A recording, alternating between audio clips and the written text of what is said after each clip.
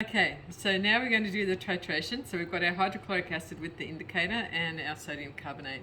And we've read it, and you guys can work out what the volume that we're starting with. It's 8 point something or other, so you'll look at the picture and work that out. So the first one is going to be fairly rough. So you need to do a little bit of practice when you're doing it to get used to switching it so that you can stop. So we're adding sodium carbonate to the hydrochloric acid. Yep. And then we can do a little swirl.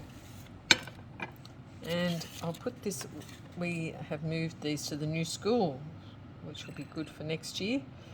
All of the little white tiles that we use. So every time I put this in, so I'll do it a bit so you can see the colour change. It's going yellow. So maybe on the camera you might have seen that it's going yellow when we've added too much. So see it going yellow, but then it comes back. All right, going yellow, but then it comes back. All right. So to start with, the first one's going to be a little bit rough because we don't really know how much we need to add. Oh, now I've gone past. So it's bright yellow. So you don't want bright yellow. We want just a colour that's between this and this.